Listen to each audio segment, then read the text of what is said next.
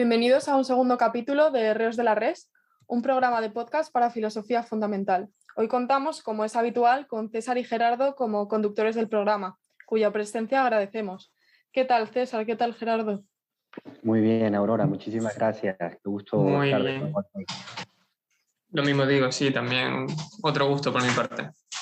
Bueno, entonces genial. Recordamos a las personas que nos escuchan que formamos parte de un proyecto de investigación y formación más amplio, cuyos detalles pueden encontrarse en la web filosofiafundamental.com. Además, os sugerimos a vosotros, nuestros oyentes, que contactéis con nosotros con dudas, preguntas, sugerencias, felicitaciones a través de las redes e incluso que las mandéis en formato nota de voz o audio a través del enlace incluido en la descripción del capítulo de nuestra página de Spotify. Como veréis, estos aportes serán muy tomados en cuenta. Hoy vamos a enfrentarnos a una cuestión en cierto modo compleja y cuya realidad o irrealidad nos afecta a todos. Es algo casi patente a este transcurso del programa. ¿Podéis adivinar de qué se trata? Dialogaremos en torno al tiempo y en concreto se realizará una aproximación a su dimensión de realidad, a la investigación de la realidad posible de la cosa tiempo, parafraseando a nuestro invitado de hoy. Así es, vamos a darle pues, la bienvenida y agradecerle su presencia entre nosotros y que nos dedique estos momentos a Pedro Avellán. Pedro Avellán forma parte también del equipo de Filosofía Fundamental. Él es químico, ha dedicado su carrera profesional a la gestión de calidad, a la investigación y al desarrollo en el campo de la nutrición en una empresa internacional. Es doctor en ciencias químicas, máster en nutrición y doctor en filosofía. Y en su etapa actual está interesado por la metafísica y cuestiones relacionadas con la realidad y sus diferentes manifestaciones, y especialmente en el hombre como realidad entre realidades. Participa, como decíamos antes, en Filosofía Fundamental, es miembro del Grupo Internacional de Investigación Científico-Filosófica, Realidad y Proceso. Mencionaré algunas de las publicaciones, aunque tenemos una lista muy amplia, pero ha publicado en algunos artículos, incluso en la revista del Grupo de Filosofía Fundamental.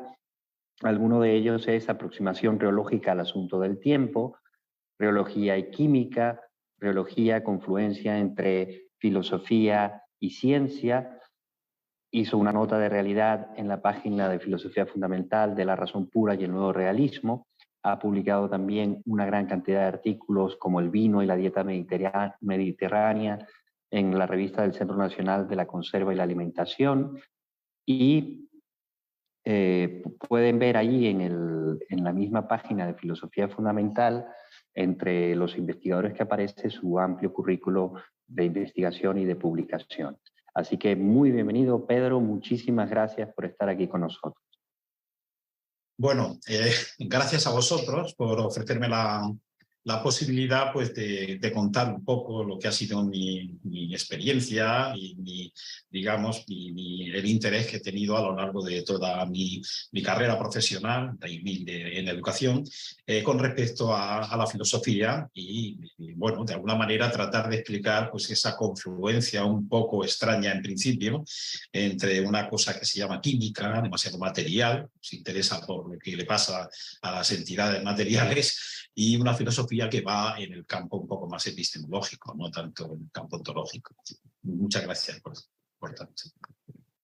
Muchas gracias a ti, Pedro. Además nos pones en bandeja la primera pregunta que aludiría así a un principio en un sentido biográfico. ¿Cómo sucede eso de la química a la filosofía? O químico a químico y filósofo. Eso, cuéntanos un poquito de eso. Bueno, voy a intentar hacerlo de una manera breve y, bueno, y que no se me escapen demasiadas cosas. Vamos a ver, en principio, mi interés por la filosofía, bueno, primero yo soy de formación científica, ¿no? Hemos hecho la ciencia y después ciencias químicas, todo lo relacionado con esto, ¿no? Con la disciplina científica. Pero desde el principio, ya desde los años de la enseñanza secundaria, pues yo tenía un interés latente, podríamos decir, en los temas filosóficos. Me llamaba mucho la atención pues, cosas que leía y cosas que veíamos en la educación secundaria, que bueno, yo veía que había una relación muy importante entre lo que era la disciplina científica y el hecho de pensar que hay más allá o después de o en el fondo de los resultados científicos. También en la universidad me pasó igual y, por supuesto, en la vida también profesional. Yo diría que tengamos en cuenta que una empresa, yo he trabajado en prácticamente 40 años, toda mi carrera profesional, en una empresa grande, muy grande, ¿no? Multinacional. Y la empresa tenemos que considerar, y yo siempre lo he considerado y lo he tenido clarísimo, que la empresa es un sistema estructurado, que está formado por pequeñas estructuras dentro de la empresa y que estas estructuras, similares a lo que nosotros llamamos notas D dentro de una estructura compleja, estas notas D están correlacionadas, intercorrelacionadas, todas interdeterminadas entre sí o codeterminadas entre sí. Y por supuesto que tiene lugar, la empresa se mueve con procesos donde se ven perfectamente las fases que en muchos casos esas fases pues, están ligadas de alguna manera causal, ¿no? De ahí siempre efecto y muchas veces lo hacemos al revés. Vemos los efectos y nos interesa investigar sobre las causas. Bien, entonces todo esto es lo que me llevaba pues, a estar ciertamente interesado. Pero en el año 2000, es decir, hace ya 12 años, no, perdón, 22 años, yo empiezo a disponer de más tiempo en mi trabajo y entonces me voy dedicando ese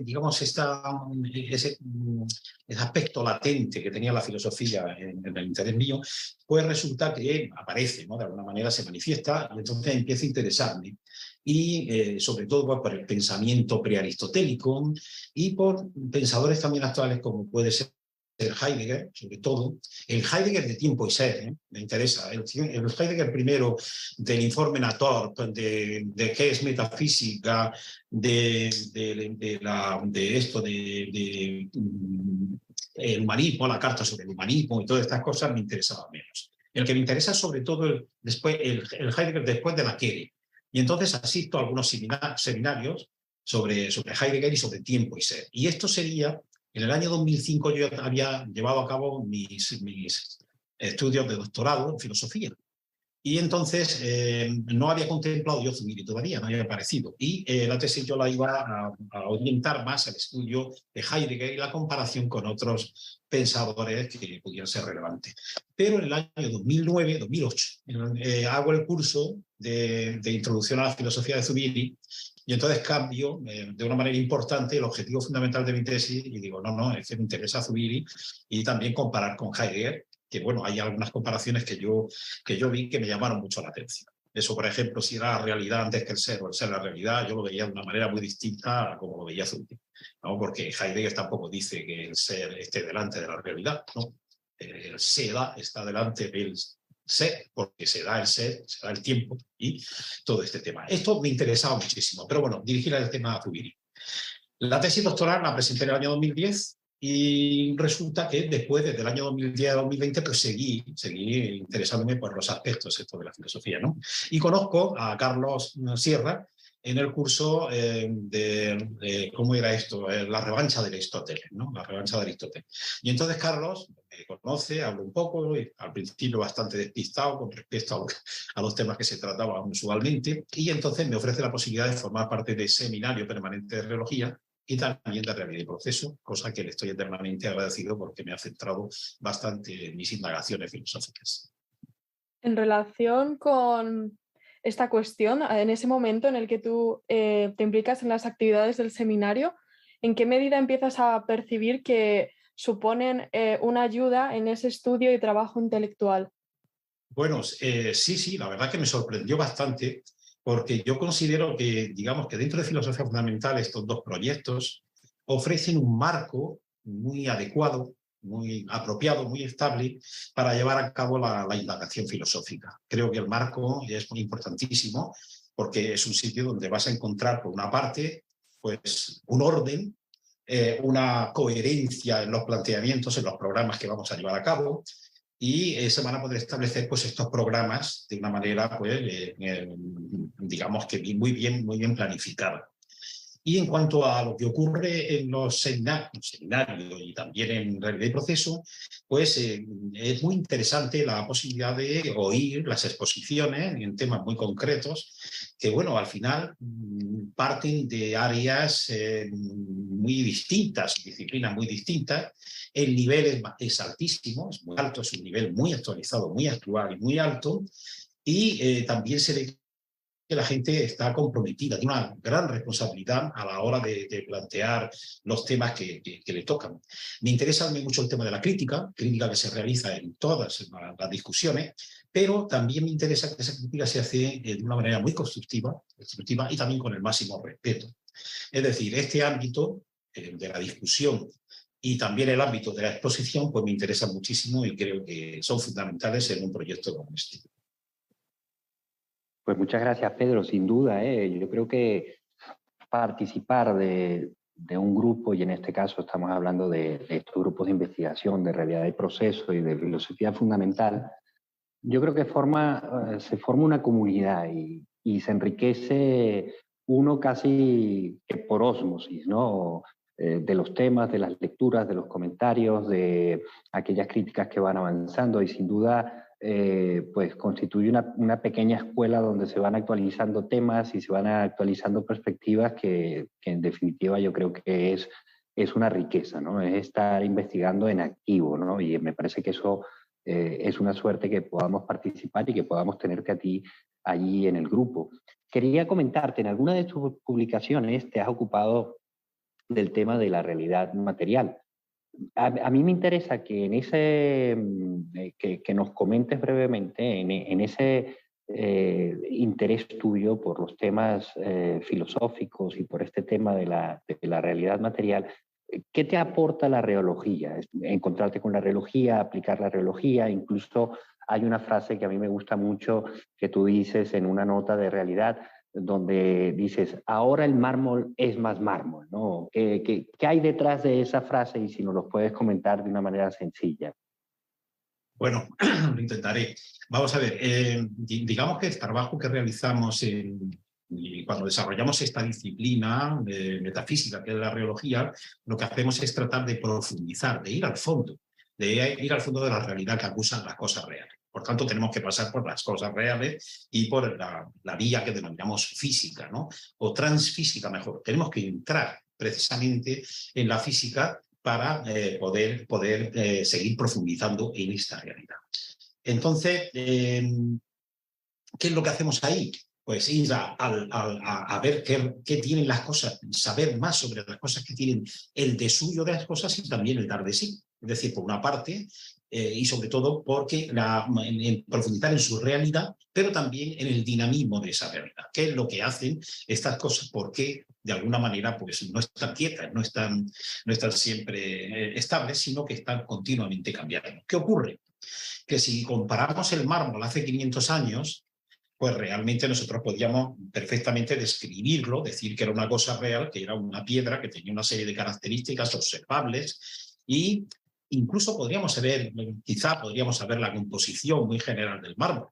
Pero ocurre que 500 años después somos capaces de saber que el mármol ya no es una sustancia, sino que es un sistema estructurado, que todo lo que hay dentro del mármol está en movimiento, en continuo movimiento, que son ondas, vibraciones, relaciones entre los componentes íntimos del mármol, y sabemos muchas más cosas que sabíamos antes. ¿Por qué? Pues porque la ciencia, como vamos a través de ella, estamos yendo a través de ella, nos está ofreciendo una información que nos permite decir que ahora el mármol es mucho, digamos que tiene mucha más, es más rica, su realidad es más rica, nos da más detalles, nos da más aspectos sobre lo que realmente es la realidad del mármol.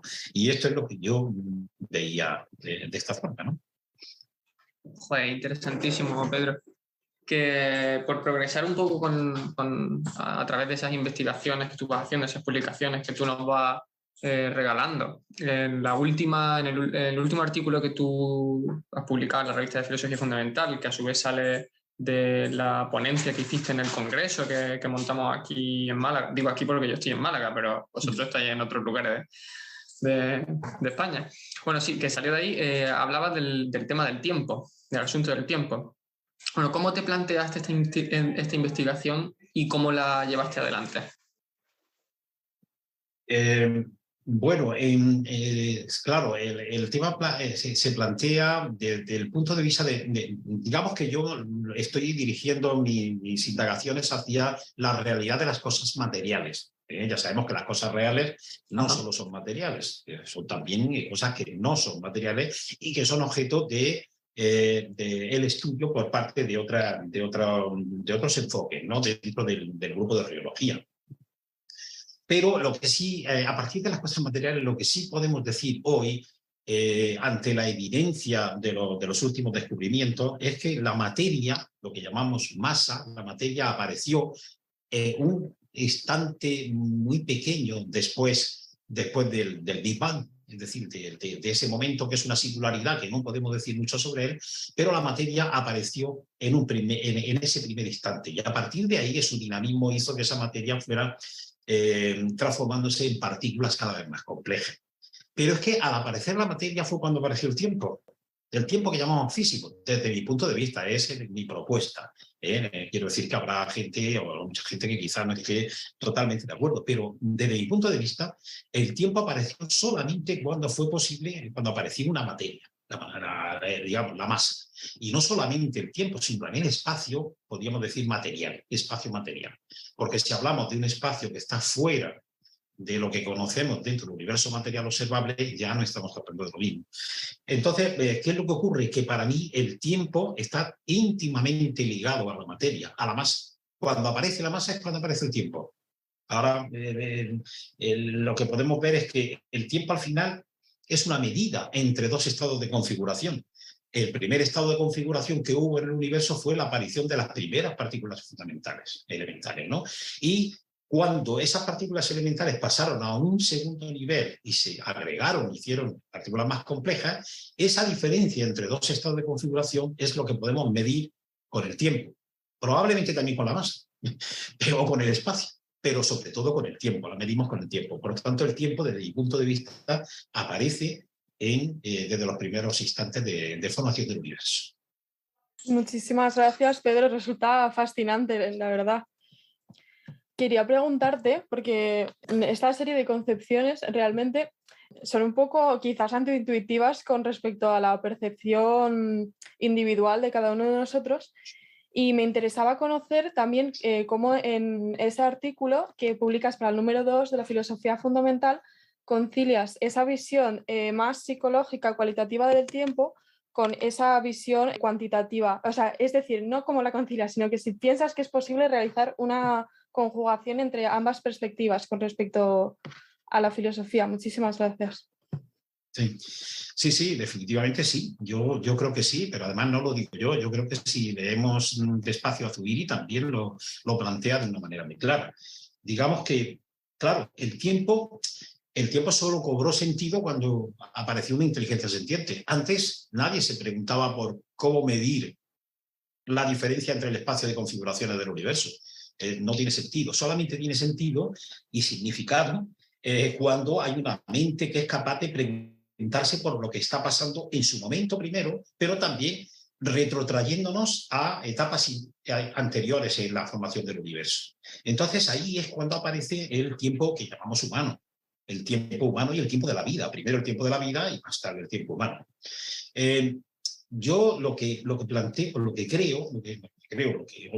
planteo en este caso es que ese tiempo fue trasladado, de alguna manera, el tiempo físico fue trasladado a la vida y después trasladado, bueno, primero a la vida, no, a la mente humana, y luego se trasladó a qué pasa con ese tiempo en la vida, en los sistemas vivientes, en los sistemas que están en continuo movimiento y también en los sistemas inertes. Es decir, que sí que hay una conjugación. Claro, de ahí llegamos a una conclusión, en principio, que sería, bueno, pues entonces estamos hablando de un tiempo que es el mismo tiempo, solamente que desde la mente humana se interpreta de una manera muy distinta, porque la mente humana es mucho más compleja que todo esto de los cambios simples en un universo material, ¿no? Pero lo que ocurre es que está barajando el tiempo, la magnitud tiempo, o bien como un cuándo, cualitativamente, o bien como un cuánto.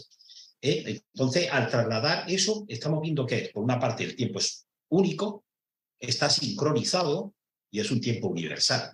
Pues prácticamente lo que nos dice Zubiri. Por eso yo considero que Zubiri es un pensador fundamental en la metafísica. Sí, de hecho, Zubiri afirma que las cosas son tempóreas, ¿no? Que no tratamos con una concepción del tiempo que sea una especie de tiempo que es una sustancia y que está añadida de alguna manera a las cosas, o que es un gran contenedor donde dentro de ella se dan las cosas, ¿no? Siguiendo esta línea del tiempo como algo intrínseco a la materia, tú señalas en tu trabajo que la frecuencia de vibración cuántica, de la que depende, ¿no? Como algo intrínseco a la materia, señalas allí la frecuencia de vibración cuántica de la que depende su masa. ¿De dónde viene esta masa a las partículas elementales cuando tú estás explicando ese tiempo desde la física? Bueno, siguiendo con el razonamiento, efectivamente estamos en un tema en el que estoy trabajando actualmente. Precisamente, seguramente para el número 4 de la revista tendré preparado el trabajo sobre la procedencia de la masa, porque claro, hablar de tiempo, que es una consecuencia de la aparición de la masa, pues me lleva obligatoriamente a decidir de dónde viene la masa. Bueno, hoy, actualmente, si soy sincero, a no ser que digamos que gente más preparada que yo, más autorizada que yo, como son los físicos, pudieran decir otra cosa distinta. No existe una teoría concluyente, determinante acerca de dónde viene la masa. Hay un modelo para explicar de dónde viene la masa. Ese modelo se basa en un mecanismo, que es el mecanismo de Higgs. El mecanismo de Higgs, tan importante, desde el año 2012 se ha hecho tan famoso, premio Nobel, etcétera, etcétera, ¿no?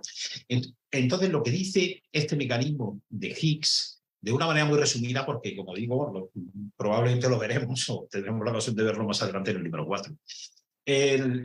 Ocurre que este mecanismo de Higgs se basa en la existencia de, entre todos los campos cuánticos que existen, porque cada partícula elemental tiene su campo cuántico, hay un campo cuántico muy especial, que es el campo cuántico de Higgs. En un campo cuántico las partículas aparecen y desaparecen, como por arte de magia. Por eso se les llama partículas virtuales.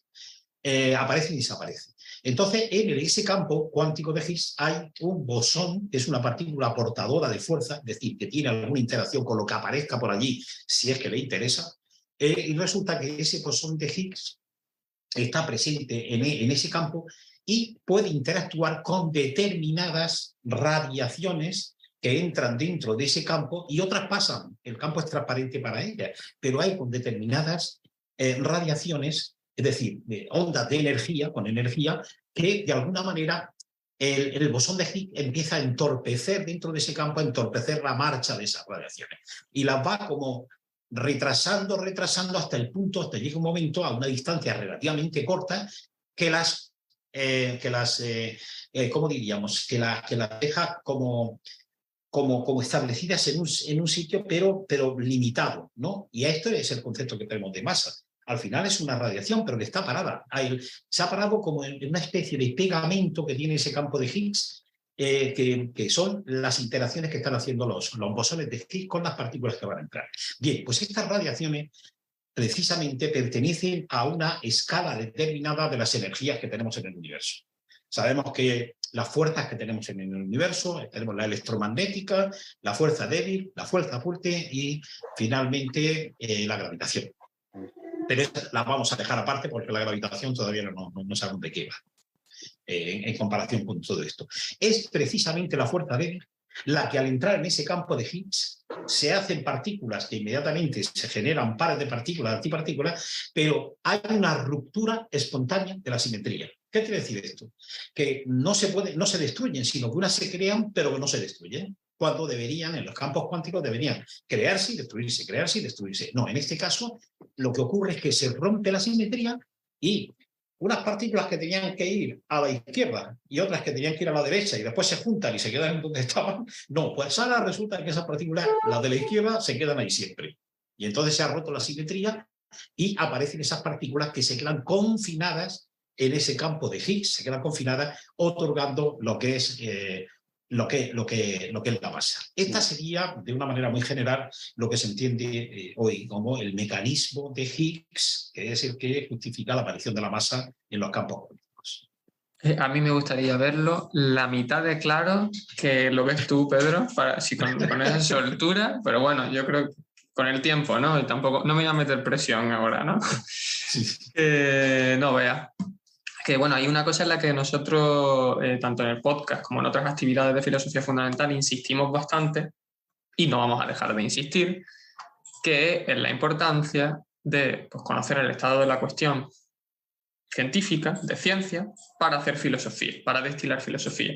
Y como queremos seguir insistiendo, nos gustaría que nos echase una manilla, pues diciendo, ¿por qué tú también insistirías? O creo yo que insistirías que es importante conocer la actualidad científica, conocer resultados en ciencias para destilar allí filosofía.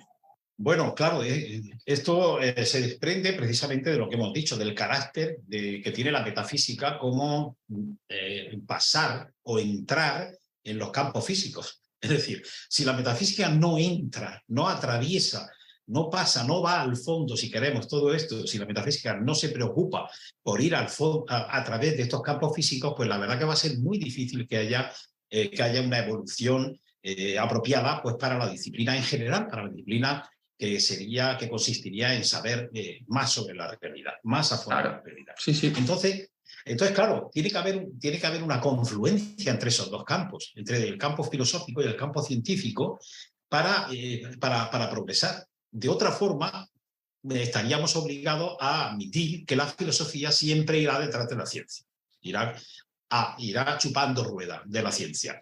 Si es que chupa rueda, claro, porque puede ir por su campo sin ni siquiera tener en cuenta que hay un ciclista delante. No sabemos qué es peor, ¿no? No sabemos qué es peor. Entonces, esto sería lo que yo pienso que justificaría el hecho de que hay que interesarse necesariamente por la ciencia, porque si no, es muy difícil hacer metafísica. Continuando con esta cuestión sobre el papel de la relación entre filosofía y ciencia y el hecho de que la filosofía debe estar al día de la ciencia, muchas veces haces mención al hecho de que en el tiempo intervienen o atraviesan muchas ciencias y esto afirmas que es transcientífico. ¿Puedes comentarnos qué quieres decir con transcientífico? Bueno, sí. En relación con lo que hemos dicho también anteriormente, hemos dicho ya, cuando hablamos de lo físico, en este caso nos referimos a la metafísica como abordar el estudio, la indagación de un modo transfísico. Esto que hemos dicho anteriormente, que es ir al fondo entre lo que está pasando en las ciencias físicas o precisamente entrar en la ciencia física, pues para seguir esa indagación. Esto sería lo característico de ese modo de estudio de la metafísica que permitiría tener unos resultados con cierta garantía, ¿no? Si no partir de esto sería difícil llegar a unos resultados que tuviesen, digamos, que fuesen contundentes, ¿no? Pero es importante que entendamos siempre, bueno, esto yo creo que está entendido en el ámbito nuestro, pero que cuando hablamos de ciencia física no nos referimos en absoluto a la disciplina física solamente, ¿eh? Estamos hablando de todas las disciplinas que formarían parte del campo de las ciencias de la naturaleza, ¿no? Hablamos de la biología, hablamos de la química, hablamos en fin, de todas, de la geología y de la física, por supuesto, pero también de otras disciplinas que digamos que la vía física o que el comportamiento físico de los sistemas físicos tiene sus expresiones, como pueden ser la historia, o como puede ser la psicología, o como puede ser cualquier otra ciencia. Es decir, cuando nos referimos a lo físico, no solamente nos referimos a lo material. Esto sería una cosa que es interesante porque muchas veces es motivo de confusión. Pero en relación con lo que me preguntas, esto de lo transfísico, yo lo que haría sería echar mano de lo que dijo un epistemólogo como Bachelard, que era contrario totalmente a las tesis neopositivistas y neoempiristas, y que planteó de nuevo que había que resucitar la psicología, la metafísica de alguna manera, porque había quedado, en el periodo entre guerras, había quedado pues totalmente desvirtuada y totalmente desplazada, incluso que eran ridículos, que no tenían nada que hacer, que eso no sirve para nada, la gente que se dedica a la metafísica, ¿no? Y entonces Bachelard es muy claro, y además tiene mucho que ver con lo que es la base de nuestro planteamiento reológico, y es textualmente lo que dijo, que hoy no es posible indagar sobre materia, espacio, tiempo, dinamismo, estructura, sin entrar en la ciencia. No es posible. Bueno, textualmente lo dijo de otra manera, no sé si lo tengo por aquí anotado. Es preciso entrar realmente en el interior de la ciencia para entender qué es la ciencia lo que instruye a la razón. Es la ciencia la que instruye a la razón. Eso lo dice un epistemólogo. Este hombre lo que dice es lo siguiente. Lo que dice, la filosofía siempre ha ido detrás de la ciencia. Pues basta ya, vamos a ponernos a caminar con ella, a entrar en la ciencia y entonces hacer metafísica. ¿Y cómo lo vamos a hacer? Pues básicamente con dos conceptos que él maneja, que uno es la ruptura epistemológica y salvar los obstáculos epistemológicos. Entonces quiero decir que eso nos da una idea de que nuestro proyecto es un proyecto que tiene mucho que ver con lo que han pensado gente que a lo mejor está en principio alejado de la ciencia, pero que se ha dado cuenta y que ha constatado que efectivamente es imprescindible ir a través de la ciencia pues, para hacer una filosofía de verdad. Pues muy interesante todo lo que nos vas comentando y sería motivo hasta de invitarte a otra entrevista y volver a comentar solo de estas propuestas epistemológicas, ¿no? Mira, el tema del tiempo en la física, ¿qué posiciones principales se plantean en la discusión física? No tiene que ser una respuesta exhaustiva, pero sí por lo menos darnos unos lineamientos a quienes nos acercamos como desde fuera a estos temas de la ciencia física. Bueno, yo creo que hay unanimidad generalizada, digamos, una práctica unanimidad a la hora de contemplar o de considerar que el tiempo es algo real, es una cosa real. Otra cosa sería decir que si esa cosa real es una sustantividad o no. Yo creo que no, definitivamente no. El tiempo es una cosa real, pero que no tiene suficiencia constitucional. Y eso lo decía Zubiri también. Es una realidad, pero es tan pobre que no se deja atrapar. Entonces, pues bueno, sabemos que da la impresión de que el tiempo sería como una especie de nota de una sustantividad más completa, que es la sustantividad material, y que en el caso de la vida humana, en la sustantividad humana o en la sustantividad de la vida o lo que se quiera. En eso hay una cierta unanimidad. Es decir, el tiempo es algo real, pero además es que los filósofos decían lo mismo. Yo no sé, pensemos en toda la tradición metafísica y todo el tiempo es algo real, algo que de lo que hablamos, de lo que consideramos una cosa que nos interesa. Por otra parte, hay también una cierta unanimidad. Bueno, hay una discrepancia por parte de Prigogine, muy querido científico, pero que habla muchísimo sobre el tiempo y trabaja más sobre el tiempo, pero que hay una cierta unanimidad en que no existe un flujo del tiempo. No existe un flujo. Existe una flecha, es decir, el tiempo va hacia un lado, pero no existe un flujo. No, el tiempo no fluye. Lo que existe es el flujo que tiene lugar entre los estados de configuración del sistema universo, dicho de una manera muy general. Si pasamos de un estado a otro, resulta que ocurren cosas, hay una diferencia, y esas diferencias son medibles, y entonces el tiempo lo que hace es que mide esa diferencia. Por lo tanto, lo que hay flujo es en el cambio, en el dinamismo del estado de configuraciones sucesivas del universo, pero no en el flujo del tiempo. De manera que podríamos colegir que yo creo que prácticamente todo el mundo, estamos hablando de Marbour, estamos hablando de Penrose o de muchísima gente más, o sea, físicos actuales, que el tiempo sería un modo de medir cambios, en los estados de configuración del universo. Estos serían los puntos que yo resaltaría en cuanto a las posiciones. Otra cosa es que haya físicos que dicen el tiempo empezó o vuelve a empezar o vuelve tal, las teorías nuevas de Penrose o de Hawking.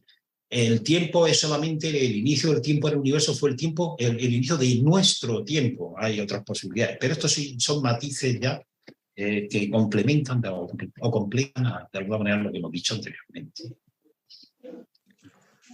Bueno, Pedro, ¿nos recomendaría 1, 2, 3 lecturillas para introducirnos en estos temas, para nosotros y para el público? Bueno, sí, vamos a ver. Yo lo que puedo decir es que sería imprescindible empezar por Aristóteles. Pero es que Aristóteles, la verdad que es un genio tan grande que ahora mismo está súper actual. Porque realmente Aristóteles definió lo que era el tiempo, lo que dice. Lo que decimos ahora los científicos de que era el tiempo, lo dijo ya. Dijo que era, de alguna manera, la medida del movimiento considerando el antes y el después. El antes era estado de configuración del universo 0 o 1, y el después estado de configuración del universo 2. Y hay una cosa que mide ese movimiento y esa medida es el tiempo. ¿Por qué sabía eso Aristóteles? No tengo ni idea, pero desde luego acepto. Desde nuestro punto de vista acepto. Claro, partiríamos de eso, que hay mucho, ¿no? Sí, perdona, César. No, nada, es una tosecilla. Perdona. Entonces, una lectura obligada, y que a mí me interesa muchísimo, San Agustín. San Agustín es un tío para mí soberbio en el tema del tratamiento del tiempo. No solamente, bueno, claro, ahora mismo hablar del tiempo como algo que trasciende, que atraviesa el alma y todas estas cosas está un poco como pasado.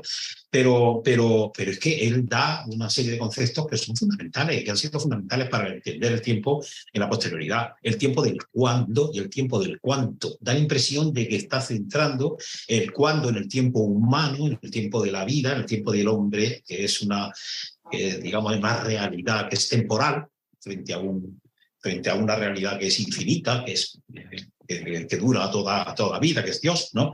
Y entonces San Agustín hace una diferencia interesantísima y, por cierto, si pensamos, ya introduce la noción de cuánto.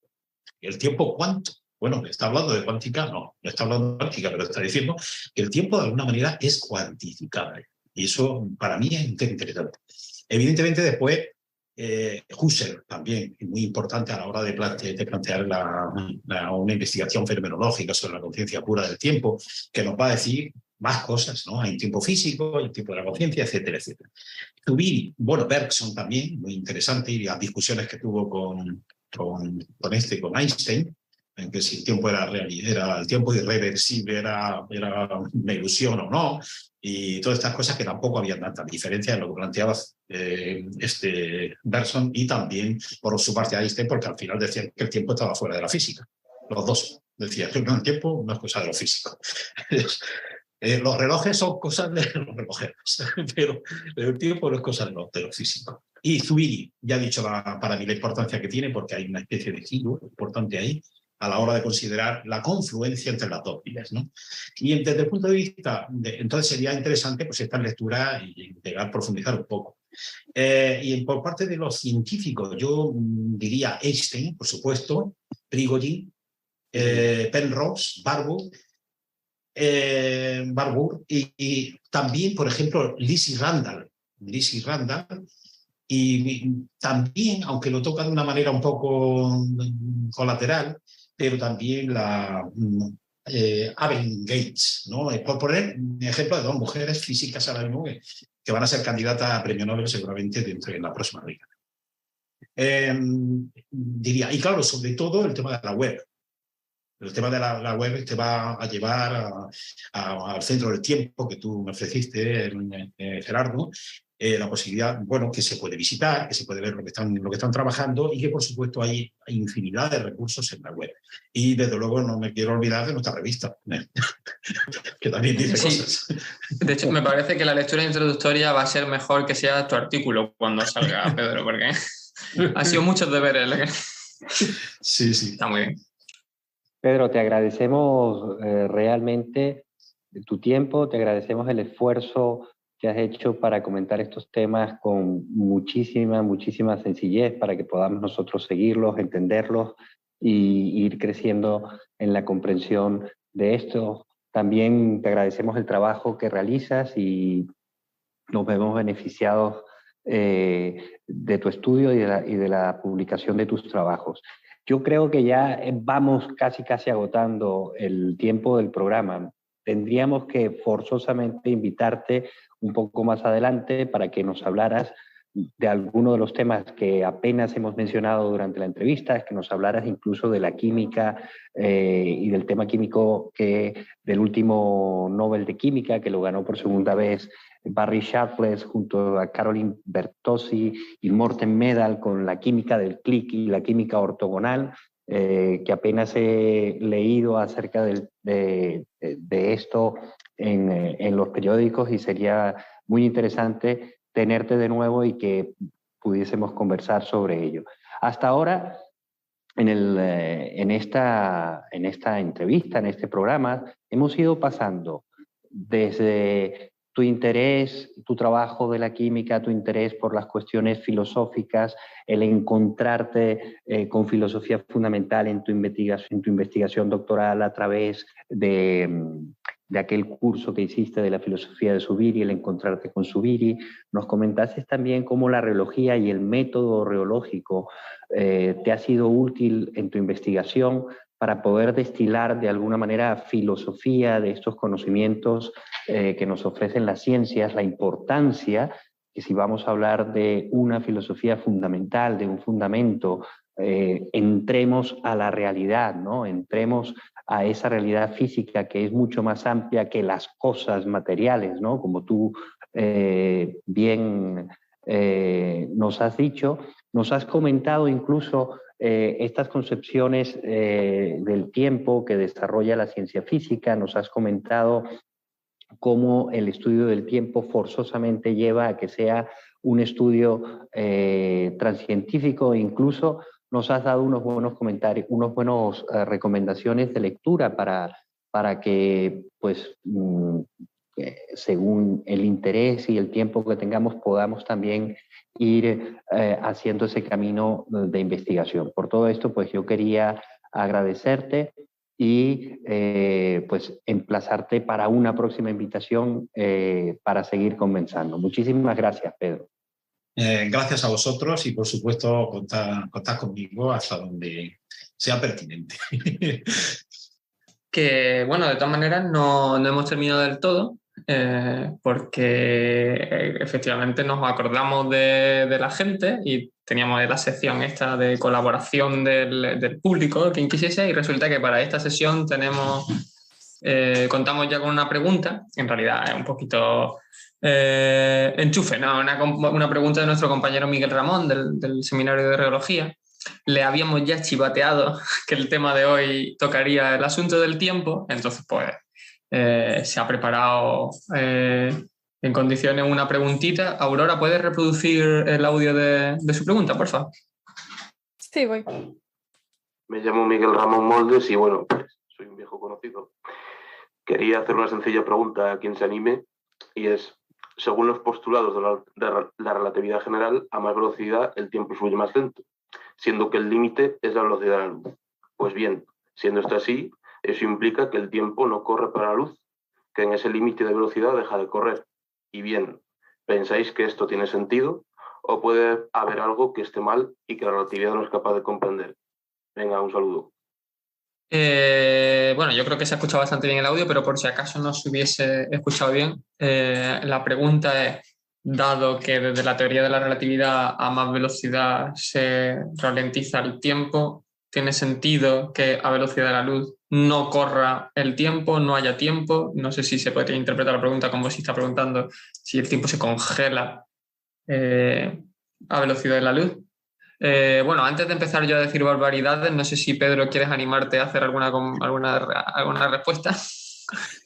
Bueno, la verdad es que esta pregunta pues, es más propia debería ser contestada por físicos, ¿no? En el área categorial de la física, ¿no? Especializados en eso. Pero vamos, en cualquier caso, de todo lo que yo he estudiado, hay una cosa bastante clara. Efectivamente, la teoría de la relatividad no es incongruente, es muy congruente. Eso no lo vamos a poner en duda. Pero claro, tenemos que partir de la base de todo lo que hemos dicho anteriormente, que el tiempo solo tiene sentido para las partículas masivas. Entonces, ¿qué pasa? Que las que representan, y estas partículas son precisamente las que representan sucesiones de eventos en líneas causales del universo conocido. Si pensemos que el universo ahora mismo lo representa Einstein en base a una geometría de Minkowski, como una especie de un cono, ¿no? Un cono donde hay líneas dentro de ese cono, son líneas temporales, pero que pertenecen a las partículas masivas. Son líneas causales. Mientras que, digamos, en la superficie externa del cono están las partículas que no tienen masa y que van a la velocidad de la luz. Claro, ¿qué ocurre? Que el fotón es una partícula en principio sin masa, aunque en mi propio trabajo, en el propio trabajo este que hemos hablado anteriormente de la revista, yo digo que en el año 2013, en el Instituto Max Planck, se determinó la masa del fotón. Claro, llamó mucho la atención la masa del fotón, y llevado a niveles, incluso con todas las repercusiones relativistas, pues se vio que efectivamente la vida media del fotón sería de 10 elevado a 18 años. 10 elevado a 18 años. Si tenemos en cuenta que nuestro universo tiene una vida actual, tiene una vida de 10 elevado a 10, todavía nos quedan 10 elevado a 8, 10 elevado a 8 años, pues para que este universo deje de llamarnos la atención. Entonces, esto tiene que ver con lo que pregunta Ramón. Claro, efectivamente, en una partícula sin masa, prácticamente no es un reloj. Las partículas, los relojes perfectos son las partículas que tienen muy poca masa. Por ejemplo, el muón. Esas serían las partículas ideales para actuar como relojes, digamos, los relojes cuánticos, por otra parte, también. Entonces, ¿qué pasa? Que el fotón ahora mismo no puede ser un reloj porque tendría una diferencia entre una medida de eventos entre el tic y el tac del fotón sería de 10 elevado a 18 años. Con lo cual nunca tendríamos el tac, es decir, no podemos medir. Claro, medimos el tiempo con mucha precisión cuando el tic-tac es muy, muy, muy, muy extenso. El periodo es muy largo y la frecuencia muy baja, ¿no? Muy, muy pequeña, ¿no? De las partículas masivas muy pequeñas. Pero entonces, ¿qué quiere decir esto? Que a efectos prácticos y en el universo que conocemos, resulta que el fotón es una partícula que está desprovista de masa y que, por tanto, no es que esté congelada en el tiempo, es que no tiene nada que ver con el tiempo. No hay tiempo en una radiación electromagnética. Una pregunta sencillita, creo que decía Miguel, ¿no? Al principio, ¿no? Bueno, nosotros también hemos querido hacer un poco los deberes y le pasamos la pregunta a Marco Molina, que es otro compañero nuestro del seminario de Aerología y también de Realidad y Procesos, que es físico, y bueno, pues nos ha recordado alguna serie de cosas. Voy a intentar decirlas. Tenéis todo el derecho del mundo vosotros y quien nos oiga a después escribir muy enfadados diciendo que he dicho barbaridades, pero bueno, yo lo entiendo. Nos ha recordado que la teoría de la relatividad postula y comprueba, se ha comprobado además, que la velocidad de la luz es constante, es una constante a nivel local.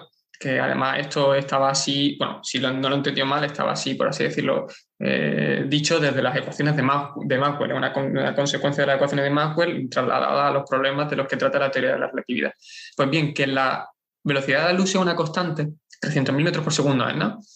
A nivel local, quiere decir que por mucho que un cuerpo acelerase y se aproximase a la velocidad de la luz, si a nivel local midiese la velocidad de la luz, tendría que medir 300.000 kilómetros por segundo y no la diferencia de la velocidad. Es decir, aunque yo acelerase a 250.000 metros por segundo, si a 250.000 metros por segundo yo desde mi marco de referencia midiese la luz, tendría que medir 300.000 y no 50.000 metros por segundo. Esto es lo que yo he entendido de la explicación de Marco, por un lado. Eso ya nos deja el hecho de que no va a haber como tal una ralentización del tiempo en los eventos que estén próximos espaciotemporalmente. Es decir, en un marco de referencia local, los espaciotiempos de las cosas se respetan, ¿no? Eso para empezar. Y después, por otro lado, si ya nos pusiésemos en ese puntillo de fifi que tiene el ir a la velocidad de la luz o ser luz, pues también con las indicaciones de Marco llegaba a algo que ya nos ha dicho Pedro, que es que directamente no tiene sentido pensar que el tiempo se detenga o que el tiempo se congele o que no haya tiempo porque haya una ausencia de tiempo, sino simplemente es que no tiene sentido. Es decir, las cosas van por detrás, por así decirlo, ¿no? O sea, no hay una distribución espaciotemporal que permita evolución de eventos, porque ya estás en el horizonte, por así decirlo. No sé si... Pues bueno, esto es lo mejor que sé hacer con las herramientas que me han proporcionado. Y bueno, en cualquier caso también muchísimas gracias por tu respuesta a la pregunta de Miguel y por todas las respuestas que nos has dado hoy interesantísimas, Pedro. Nada, muchas gracias a vosotros y seguiremos en la brecha. Muy bien, Pedro, muchísimas gracias. Muchísimas gracias también a Aurora, a César por estar con nosotros y por compartir este rato de conversación. Recordarles y agradecerles también a nuestros oyentes su interés por el programa. Recordarles que también estamos disponibles en las redes sociales para cualquier consulta y simplemente emplazarles para un próximo programa de Reos de la Red de Filosofía Fundamental. Muchas gracias.